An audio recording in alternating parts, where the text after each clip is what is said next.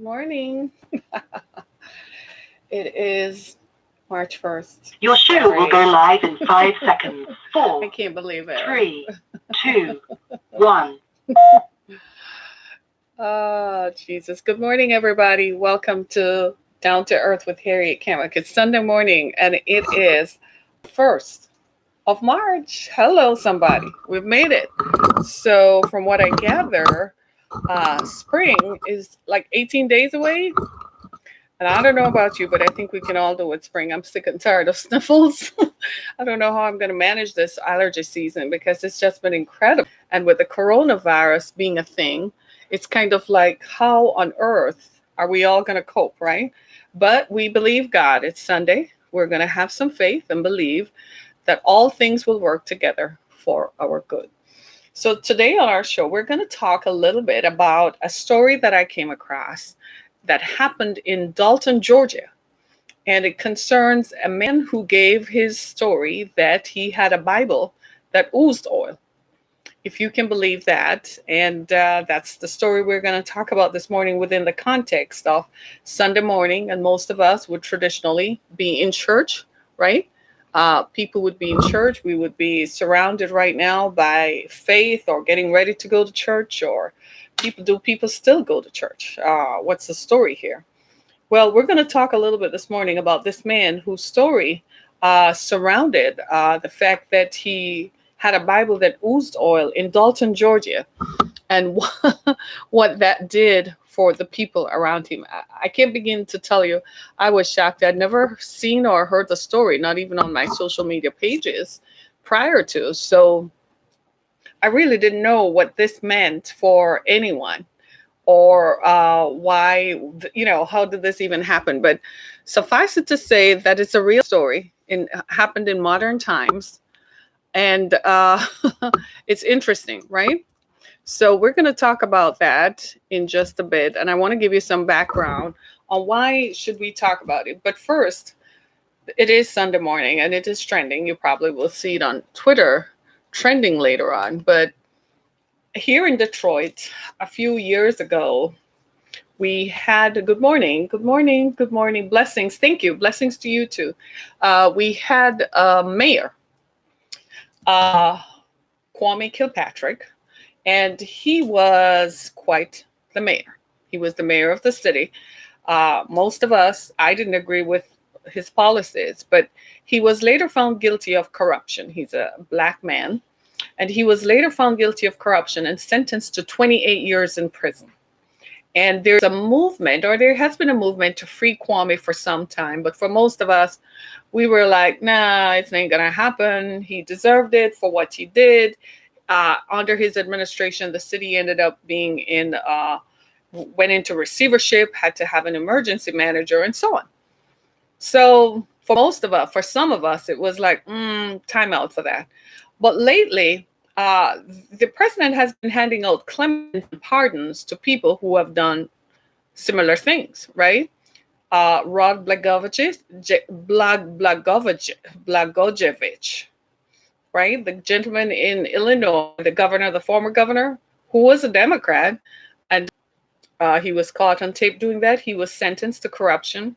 He was granted pardon and is actually out freed by the current president. There was another guy, the former police commissioner of New York, who was found guilty of misusing 911 funds. He was also found guilty. The president also set him free. So now people in Detroit have been saying for some time that it's time to free Kwame. And for a long time, I took the look that I wanted to stay away from it, just observe it. But as far as I can see, if you're going to free everybody else who does similar things, then maybe Kwame should also be freed. He has served so far maybe 7 years, I think. The U.S. attorney for this area says he has served 7 years, and that he was found guilty of corruption. But I don't. It sounds like you might have some racist overtones there. If he didn't kill anybody, he didn't engage in, and especially in the time we live in light of criminal justice reform, prisons are overcrowded. You sort of don't want to put someone in prison who is not a violent offender. right? You don't want to put someone in prison who didn't commit a violent crime. Kwame did not commit a violent crime. He took money that he shouldn't have taken. He engaged in a system of making sure his pockets were lined. That is corruption. So, by no stretch of the imagination, should he just get away. He has served 7 years. That should be enough for that crime, seeing that the president is freeing everybody else who has served similar crimes, right? But at the same time, that doesn't mean it's a walk in the park for everybody else. There are people in the city of Detroit who have committed violent crime right now. The police department seems like they need some help from the National Guard to contain the violence that is in the city. The police, I don't know where they are. Are they policing? Are they driving around? Are they patrolling neighborhoods? The criminals don't seem to respect the police. Maybe the criminals want somebody bigger and better. Maybe that's where it has to go. But violent crime is on the increase. Now, when those people are found, they should not be out of jail. Recently, we had one guy who, kid you not, this actually happened. He's a serial killer. He killed 6 people in like 3 weeks. And the reason he was out is because he was being used as an informant for a federal agency. In the time that he was released from jail, the police were not aware. The Detroit police did not know that he was released from jail and that he was out on probation. His whole thing around it was a cloak of secrecy. In the meantime, that man killed 6 people. 6 people in less than 4 weeks. He was on a killing spree. If he had come across me, he probably would have killed me too. Right? Those are instances where people need, he's killed himself. He shot himself in the head when he was being pursued by the state police and Detroit police and every police agency that you can think of. They began pursuing him and cornered him, and he shot himself in the head. He eventually died from his injuries. I don't miss him. I don't think the families of the 6 people miss him. He should be off the streets. Criminals, people who commit violent crime, should be off the street. Kwame Kilpatrick is not one of them, right? Now, that is not to say that if he gets out of jail and he comes out, if he does something, he should be slapped on the wrist and sent right back, right? Good morning, Doug Tate, right? But at the same very time, if we're sending everybody else who has committed similar crimes, then maybe we should consider that Kwame Kilpatrick should be freed. At least for time served, right? Right. That's just how I feel about that, right? I still think the police in Detroit can do a much better job with the resources that they have. They have cars, they have guns. Get these violent criminals off the streets. The criminals are laughing because they know the police won't show up. They know the police are not patrolling. They know the police are not going to show up. They can do whatever they want to do and hold the citizens hostage. I read a report some time ago, and I might have discussed it on this show, that the crime in Detroit is different than the crime in other major cities. For instance, in Chicago, what they have found is that the crime is confined to specific areas of the city. Not so in Detroit. The crime in Detroit is citywide. It's everywhere. It's every street, every neighborhood, anywhere, anytime. The criminals hold the city hostage. It's almost as if they see police cars and so what? It's nothing. Maybe it's time to bring out the National Guard. That's my position. And I'm going to make that clear to the police that this is crazy. It just cannot continue. It's enough. There are too many people have been killed. Women have been killed. Children are being shot. And it's like the criminals own the city. It's like every criminal wants to take the police on. Like they don't respect the authority or the presence of the police. I saw on the news recently where the Oakland County sheriff, who is a sheriff in the neighboring county, they don't have violent crime there. Perhaps because they do a better job of policing their cities. It's not just that their demographic is different. They just police, right? And he said part of the problem too is that they're releasing from jail violent criminals. Like seriously, the jails are overcrowded and you're releasing violent criminals. They haven't been rehabilitated. When you send them back out into the community, they have no resources. They can't get a job. They can't work. They can't rent an apartment. They can't buy a house. They can't get a loan to go back to school. What do you expect them to do? They're going to do what? They're going to turn to crime. And they are going to crucify, murder, pillage, and rob with impunity. They're not going to care how they do it because they have nothing to lose. It seems to me that prisons don't do a job of rehabilitating. It just houses people. People emerge from prison angry and bitter and want to take it out on every other unsuspecting person, even though they committed the crime that sent them to jail in the first place, right? So we need to take a different look. If we're looking at criminal justice reform, it's time for us to go back to the table and say, well, if we're going to send people to prison, then we're sending them to prison because they have committed a violent crime. People who murder people should not be here. People who rape people should not be here. People who hit people and rob people and commit a travesty, such as holding people up with knives and guns, they need to go and sit away for a while and think about their actions. But people like Kwame, 28 years, they could have given him 10 years and out on good behavior in 5. We wouldn't be having this conversation. But 28 years, I believe the president is going to do the right thing, don't you? It's an election year. He wants the black vote. That doesn't mean the people in Detroit are going to vote for him. It just means that Kwame will be free, and that's all they care about, right? 28 years is a bit excessive for someone who did not commit a violent crime, right? So today I want to talk about the Bible that oozed oil. It's kind of a story that I think we all should read about.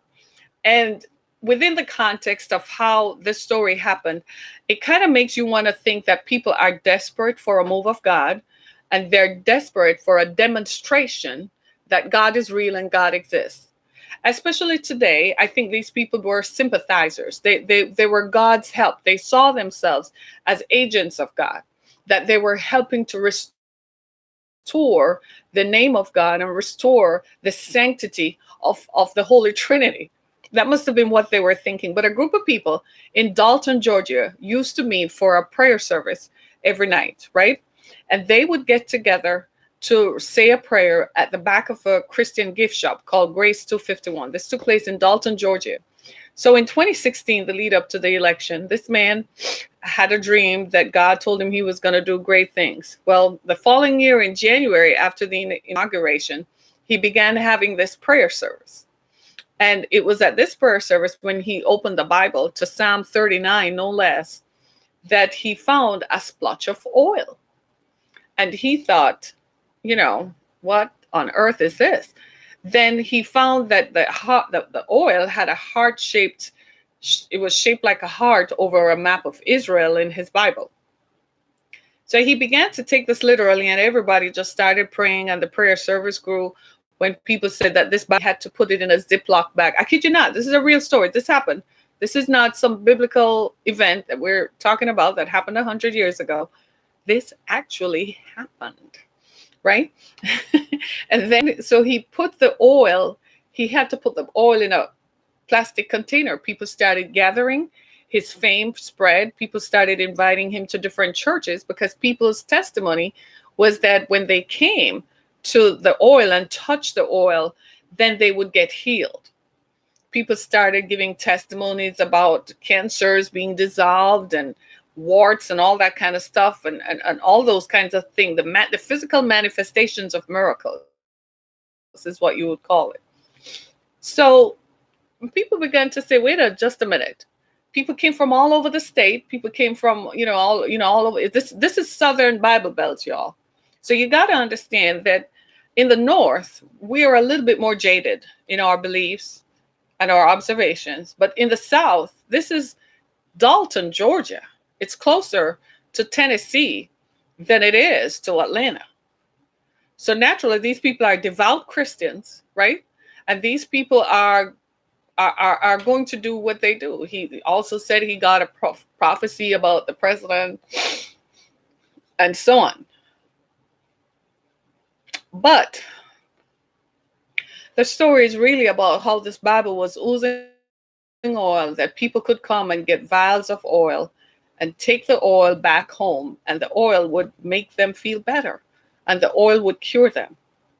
Now, I'm a Christian, yeah, and I'm a minister, right?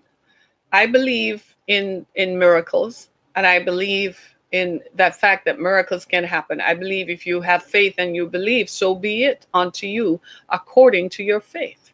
That's what I believe. Be it unto you according to your faith.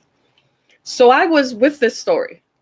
I was ready to I was ready to contact them on Facebook and plan a trip to go down there myself. And in fact, in the story, they even claimed that it's the same town where Marla Maples, the president's second wife or third wife, the president's second wife, grew up. It is said that she too had come to the church and had laid her hands in the oil. Such was the belief that gripped the people. Now, they found a special affinity for the president, obviously, because that's the town where her family are from, right? And naturally, they say that when she was dating him, he had visited. This is long ago before he even thought of running for president. They say he had visited the town. So I'm going to put that into context. Just give me a second. I'm going somewhere with that, right? But when you look at all of this, it speaks to a hunger that people have for a realness and a real physical manifestation of a move of God. The people are hungry, right? So people wanted to believe, people want to believe that this Bible was actually oozing oil. And in a day and time now when where we live and how we are seeing biblical events practically being played out, locusts in parts of Africa, viruses, rumors of viruses that are threatening to kill large groups of people, makes you wonder. People are still saying, where is God? And for those people who are looking for this just looks like it was real. In fact, they felt like Donald Trump was God's answer to their desire for a leader. Now, let's put this into context. This is Dalton, Georgia, a place predominantly white and a place that is in the Southern Bible Belt. These people are who they are, right? They largely believe in white supremacy, and they believe that whites are superior to others, including blacks. That's just what they believe. So when Donald Trump was running for president, he seemed like the great white hope. He was their messiah on the heels of previous 8 years of Barack Obama, the first black president. Of course, they're going to want to believe in all sorts of signs and wonders because they're seeing a return of their supremacy and power. So that's not biblical. That's man's way of thinking. That has nothing to do with a move of God. That has nothing to do with God saying, endowing and coming down to the earth and appointing someone and saying that this is my chosen leader. He also chose Barack Obama. He chose George Bush before, Clinton before, Bush again before, Reagan, Carter, and all the rest of them. It is what it is. The Bible says that God uses an imperfect man. So in each person, he found some good, whether we agreed with it or not, whether we like Tricky Dicky or not, whether we like this Reaganomics or anything. God found something in each of them and appointed them as ruler over these people. So when you look at the lead up to 2016 and 2018, naturally, people wanted a return to an America that they were more comfortable, that they felt most comfortable in, one in which the leader looked and sounded like them. Whereas the rest of us are like, hey, we live here too. We too want someone who looks and sounds like us, but one who is representative of the will of the people, one who is representative of what all the people want. The president, as you know, is a populist. He loves being popular. So if they reach out to him, he's going to say, yeah, heck yeah, I'm going to come down there and have a rally. I'm going to invite you up on the stage. He's ebullient, this gregarious and outgoing, right? So in this context, this is the nature of the people. I mean, some of the stuff they said, they had dreams and prophecies. They wear MAGA hats. And they believe Make America Great Again is actually something. But that's their political belief. Now, in terms of biblical structure and institutionalized Christianity, these people, his name was Johnny Taylor and Jerry Pierce. And Johnny Taylor's wife is Leslie, and Jerry Pierce's wife is Joyce. They were the leaders of this movement. and his father-in-law, the Barkers. They got together and started this movement. It became so that they were invited to other churches around the state and around the Southern Bible Belt. You've all heard of this guy named Sid Roth. They were invited onto Sid Roth's program on Trinity Broadcasting Network. But you and I know Sid Roth is somebody who is a salesman. He sells ideas. Christianity just happens to be one of the ideas that he sells. And to be a guest on his show, you have to be hawking a product or selling a product. Well, these folks said they didn't want to do that because they wanted to keep the messaging pure. Well, a couple years into their movement, when they started talking about giving, prophetic utterances and telling people how, people are getting healed and so on, the University of Tennessee, Chattanooga, wanted to test the oil because somebody said they saw Johnny Taylor going into a Tractor Supply store to buy oil, the white liquid. Now, what was interesting to me is that all this time, nobody ever wondered why the color of that oil is white. Did they think that because it was coming out of the Bible, that's why it was oil? Because I've never seen white oil except mineral oil. Oil has a color. It tends to look kind of light yellow. And if it's olive oil, it looks deep yellow, almost green, depending on the content of it. Am I correct? Am I correct? Right. So how come nobody ever wondered why this oil was white? So because of someone reporting in a local paper that they had seen Johnny Taylor, the starter of this movement, buy oil from the Tractor Supply store, the University of Tennessee at Chattanooga decided to test the oil. When they tested the oil, they found that the chemical composition of the oil matches that of the oil sold at the Tractor Supply store. The movement busted open. All of a sudden, people were like, wait, whoa, why did you have to go that far? So a reporter wanted to go to Johnny's house to go test the oil, and he wouldn't let them in the garage. They did see some oil in a gallon container. And finally, he confessed that when it first started, he didn't want to disappoint people. So he actually kind of helped it along. But then he went and bought oil to augment what was already there. But then you have to ask yourself the question, did you really have a visitation from the Holy Spirit? Did you, in fact, really have oil just miraculously appear in the Bible? No, I'm not going to question anybody's fervency of their belief, because I myself have been on the receiving end of miracles. I saw my ex-husband just couldn't hit me anymore when I stood in front of him when he was getting ready to hit me, and I started praying really loudly, and he could not hit me. He said there's just something came over him, and all he saw was smoke around you, and I can't hit you.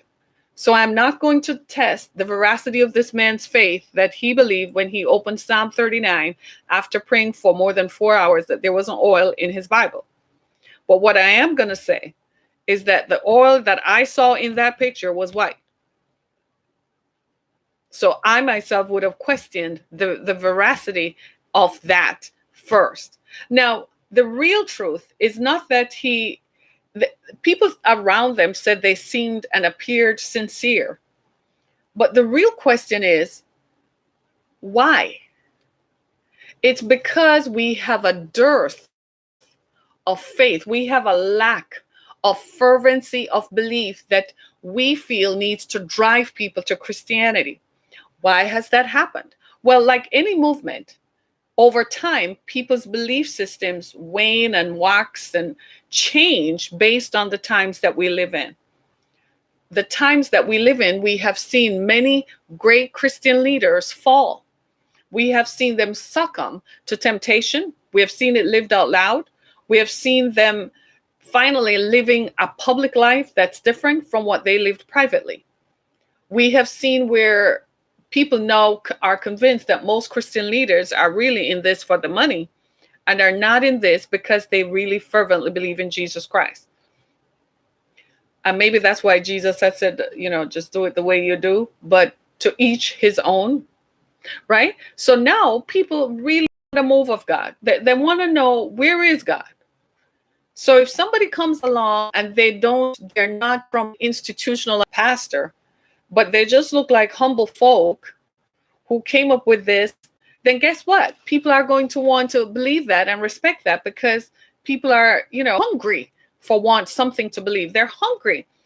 And maybe this man saw himself as a helper of God, that he thought he could help God along and he could help people to believe. But what he did was destroy it more than anything else. Because now, if I come up with something that, one night I went to bed and seriously, Doug, I fell asleep and I had a visitation from God. Are you going to believe me? No, because you're going to say that's just another storyteller. That's just another person who comes up with a story. Am I correct? My friends over here, right? Isn't it true? You're just going to say, Harriet, I really don't believe. But the purpose that this man intended was to bring people to Christ. That was his purpose. But instead, he kind of got lost in the messaging. Isn't that what always happens though? They start out real good, and then somewhere along the line, they get lost because the movement takes over. And then it's all about the movement instead of the messaging. You got to be real careful, even as a politician. Whatever you're working on, you got to be careful that you don't lose sight of the message. This is why they tell you, business leaders will tell you, and strategic thinkers will tell you, have a mission. Make sure you have a goal and a mission and stick to it no matter what. The people who are most successful, if you listen to Bill Gates, if you listen to Warren Buffett, if you listen to Jeff Bezos and Elon Musk, they're going to tell you, and they will tell you, that they stuck to their mission. They had a goal and they kept the goal. What they did was they might have changed process, but they stuck to the goal. The problem with these folks is they didn't have a mission and they didn't have a goal. If all their goal was to help God along, they could have just grabbed a microphone, bought some airtime on television, put some people in a room, film it and upload it, and boom, you're helping God along. But if you're going to be helping God along, especially when it comes to faith, it has to be what? Tested. What happened here is that it was subject to a test. When it was subject to the test, it couldn't stand up to the test of faith. It couldn't stand up to the authenticity of the product. The product is a belief in God. The product is a belief in miracles performed by God. But it could not stand the authenticity of the test. Now, there's a man named Bill Gates, right? He created a computer software program. He and his friends got together and they'd been working on it from he was in grade school. So he didn't even need to finish college because he had been working on this for some time. It was tested that it was going to be the next great thing. He believed in it fervently. He never lost sight of it. He stayed true to the game. He stayed true to the program and continued to test it. But he was confident that the product would stand the authenticity of the test. What happened to these brothers right here is not that they didn't believe in God. They didn't believe in the authenticity. They didn't demonstrate the authenticity. No matter what you're doing, make sure that you're authentic to the test. No, God is up in heaven. God is always going to sit up there and watch the rest of us. He's going to call you. He's going to call you. He's going to call you. He's going to call you. And he's going to call me. But he is going to subject us to the authenticity of the test. What do you really believe? Are you really going to stand up and are you going to give in to the crowd? Because of the roar of the crowd, are you going to give in and dilute the message somewhere? This is what happened to these brothers right here. Sure, there might have been a miracle in his Bible that really actually oozed oil. That was all the miracle that he needed. He should have just held it up and say, hey, look, I have nothing to do with this. Oil is just dripping out of this Bible. Just hold it up. Oil is just dripping. You want to come test it? Come believe in it? Come touch it for yourself. It's just happened. He did not have to help it along because him putting himself, what he was trying to do was insert himself into a divine process that he cannot control. If it were a divine process indeed, it would stand the authenticity of the test. I would have guaranteed you if it were, you and I would show up there and the oil would have dripped out of the Bible, dripped on my head, dripped on your head, and heal whatever sickness, whatever disease, whatever it is. That's the authentic idea, and started to bring in his own personal ideas. One thing you don't do with God is you don't manage his product. You don't manipulate his product to reflect what your beliefs are. You can't. It's very clear. Israeli researchers and Jewish researchers and rabbis in Tel Aviv, I read this years and years ago, have already determined that there is a process by which they can prove the Bible. They can tell you that everything is in the book of Genesis. They will in fact tell you it started in Genesis 1, everything that is everything.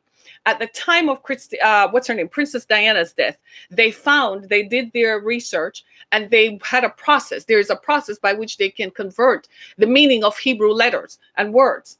And when they applied that process, they could find out that Princess Diana was indeed going to die. They could also find out that Bill Clinton was going to be president, that Bill Clinton had lost the presidency, and that George W. Bush was going to be president. Here it comes. They applied the same process and knew Barack Obama was going to be president. But guess where it all fell apart? Because Barack Obama was not their chosen based on his color and his race, they decided to convolute the message. They changed the message. I was one of those who was saying, how can you expect me to believe in what you say when in fact years ago when it suited your purposes, you applied that process to it. And now because you don't like the candidate, you're saying that your process doesn't work. You got to be real careful about the messengering. There is the message and there is the messenger. Sometimes we shoot the messenger and not listen to the message, but sometimes the messenger misses his role. The messenger is supposed to stand and deliver the message. There's one thing about Jesus Christ that you got to accept. He got a message and he delivered the message. They crucified him. They hung him on a tree, hung him wide and everything else that was bad. But he delivered the message. He didn't get in the way of it. He didn't try to help the authenticity of it along. When he told the disciples, go get some 5 barley loaves and 2 fishes, he didn't tell them, well, what you actually do is get some baskets and have it hidden in the back so that I can continue to look like this 5 loaves and barley fishes was just being made. No, he said, I'm going to stand here and believe God that this is going to work and I'm going to keep feeding it. And if I break the loaf, the more I break the loaf, the more I break the loaf is the more that I'm going to feed the people. Do you see what I'm saying? So what happens in this story is not, the Bible probably did ooze oil. It probably did, subject to your belief. But what he should have done is leave it up to the individual. Let the people come and test the authenticity. This is what happens to politicians, why some fail and some don't. Subject to the test of authenticity. I call it the proof of the pudding. I call it the attrition process. Can you stand the process of attrition? Could he have stood it? He doubted it, and therefore he failed. What has happened to his movement? Well, he's lucky he didn't. It's a good thing he didn't collect any money, because had he collected money, they could have found a case against him. He could have been tried in the court of moral opinion, right? And he would have been found guilty as heck for deceiving the people and misleading the people. He had a good idea. It could have worked. But he just was not authentic. He didn't let the authenticity of it work. I am just saying to you today, I know we all have beliefs, especially if this virus is allowed to come into this country and proliferate. We don't know who has been infected, who has been touched. They're telling us buy masks, don't buy masks. They're saying use Lysol, don't use Lysol. Use Clorox, don't use Clorox. Don't touch your face, don't. All kinds of stuff. There's one thing that I know, it is what it is. It's a curse, and it is wrapping around the globe, because we need to come to the place where we have to understand that there is a faith. Now, we disparage against people because of their faith. All kinds of stuff have happened through time. We've seen the Catholic Church has converted it. It doesn't even exist. What do they believe? Time is the master. Time is testing the authenticity of the product. But God is still sitting there, and he's not moved. He's not shaking. He's not having a fit. He's still sitting there and watching us all. This is what I have to say. God was there from the beginning. When people start telling me, well, I don't believe in God, I said, well, look at it this way. He kind of outlived you, because people 2,000 years ago were still talking about God, and they're dead. And here you are questioning. Seriously? You're questioning? So it never made sense to me. So I don't feel as if I'm one of those proselytizers who has to fervently defend the faith. That's what these folks were doing.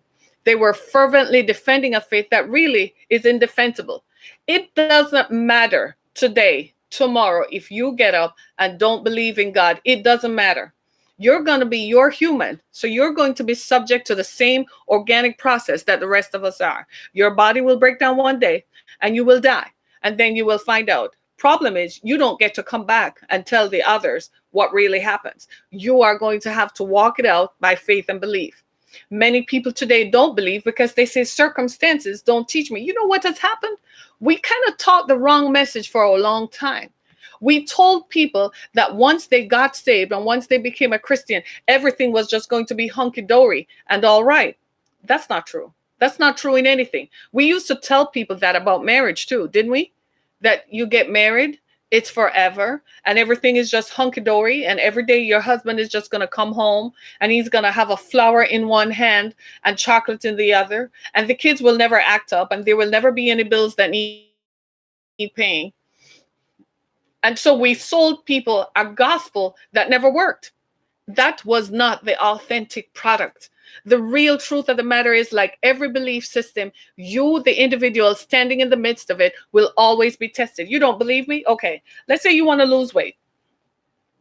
You want to lose weight, right? So you order the Peloton thing. You know, that thing you see on TV where they're advertising it like crazy. You order the Peloton. You ever notice with that thing that you have to work it if you really want to lose the weight?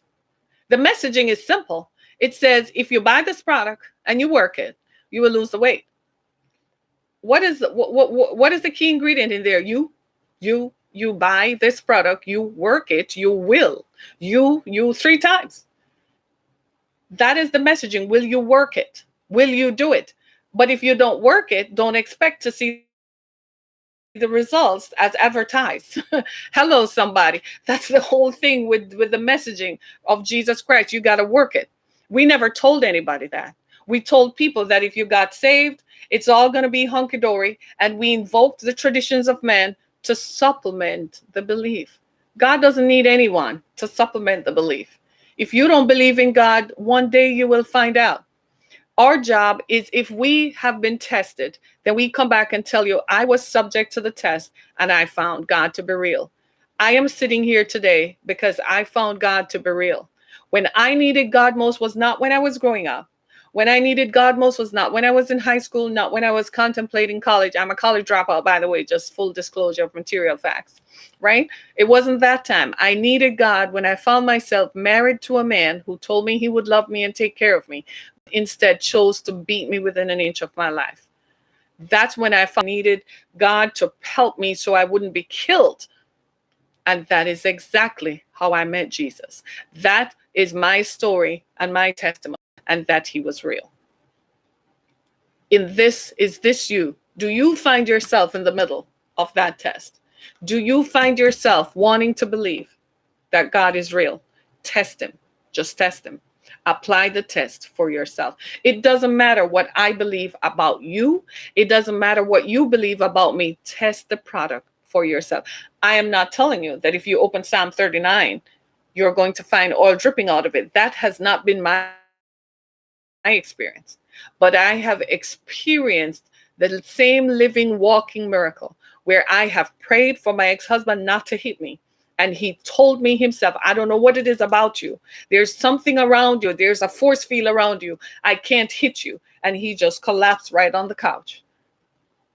I lived in that kind of environment, so I have tested the product. I lived in this country for years as an undocumented immigrant. I didn't have a green card for years. My ex-husband tore my papers up. He wrote letters to immigration that kept me confined. I kid you not. I should have, if these were the days of, if those were the days of camera phones, I probably would have taken a picture, a screenshot of it, right? He thought he had won, but my faith, I believed and I tested the authenticity and I found God to be real, just as he promised. I was eventually processed under the Violence Against Women's Act. Ironically, by a guy named Joe Biden, who was Senator of Delaware at the time, who pushed this act through the Senate in 1996, to make sure that people like me could get processed. So we wouldn't have to contend with an abusive spouse. And that man is running for president today, Joe Biden, right? With all the imperfections. Sometimes we look at people and we tend to assign virtues that we want onto them. We know of a virtue called peace. We know of a virtue called love and goodness. And we really want to believe in the best of everybody. And we assign these virtues to people, irrespective of their human condition. We're all human. We're all subject to humanity. I am not perfect. Don't cut me off on the road, is all I can tell you. Right? Right? I'm not perfect by no stretch of anybody's imagination. I'm human. I'm female. I walk. I talk. I am just as human as you. I slam doors. I shut doors. I slap things down when I get upset. Nobody is perfect. We assign virtues onto people and place a burden and expect them to live it out. It's imperfect. It can't work. The Bible says that the only perfect man who ever lived, they killed him and hung him on a tree. Far be it from you and I to assume the virtue of being perfect. Far be it from you and I. All we can tell you is that I'm a broken vessel that God tried to put back together bit by bit, piece by piece. He tried to put me back together in the places where I was broken till I look like this. My scars are not visible, thank God. Some people have visible scars. I have no visible scars, but my scars, they hurt just as much. It's still taking me years and years through therapy and the application of Christian virtue and faith in God to overcome some of the stuff that happened to me. But I believed in the authenticity of the product, so much so that I can smile today. And I am saying to all of us, we sometimes should just let people be. We see Christian leaders. Hey, it's not easy. The Bible says, blessed are the feet of those who preach the gospel. How beautiful are their feet. I never understood what that thing meant. You don't know the story of my glory. You don't want to know what it takes to walk this path. We look at people all the time and we envy them.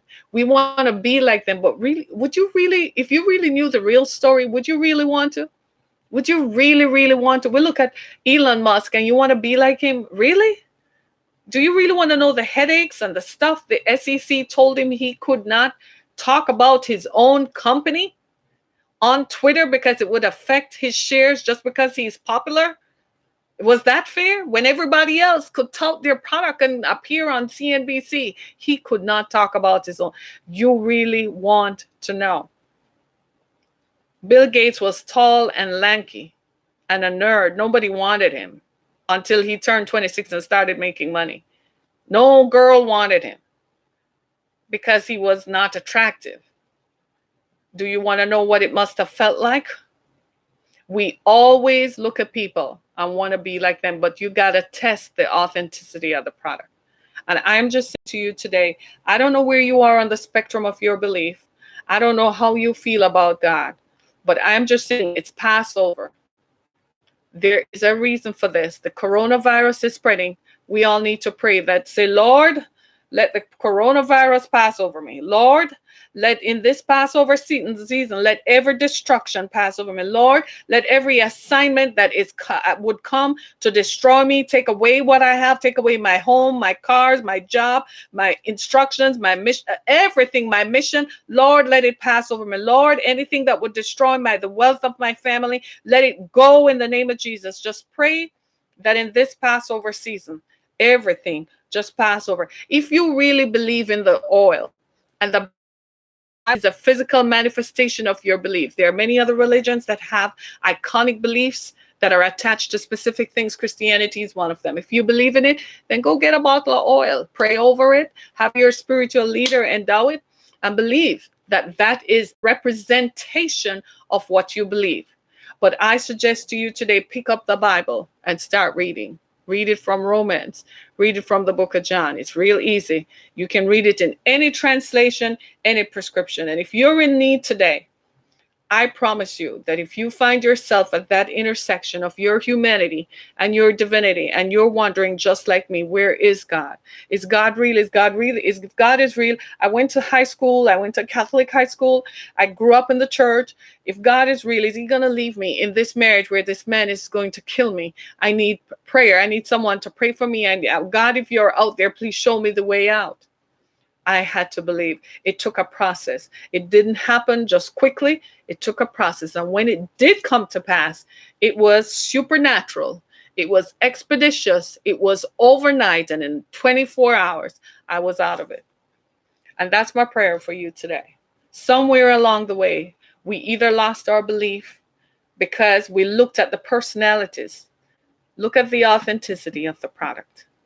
This man, even in his imperfection, Johnny Taylor, even in their imperfection, they were still showing us something, the authenticity of the product. It makes you want to go read Psalm 39, doesn't it? It makes you want to go really read the Bible and read Revelation chapter 8. It really makes you want to go think on these things. My name is Harriet Kemick. This has been Down to Earth. Thank you so much for being a part of my experience. As usual, join me again tomorrow on our regularly scheduled programming. And every Sunday morning, we do a Sunday morning presentation of Down to Earth. We discuss faith and its implications and its applications to our lives. We are faith-based. That means I believe in God. I am a Christian and I'm a minister, so I say that straight up. Thank you so much, everybody. Go to my website, harrietkemick.com, as well as visit my page on Anchor FM. Be a supporter. We're heard. You can hear replays of this program on Spotify, on Google Podcasts, Apple Podcasts, and wherever your favorite podcast platform is. Thanks so much, everybody. Thank you so much, everybody. Be blessed. Happy Sunday. Let me see what my friends are saying.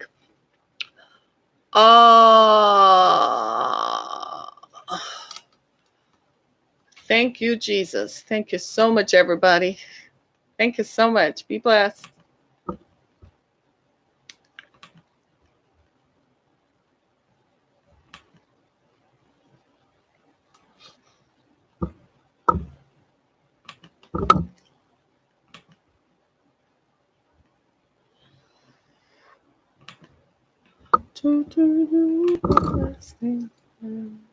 Thank you for using Blog Talk Radio. Goodbye.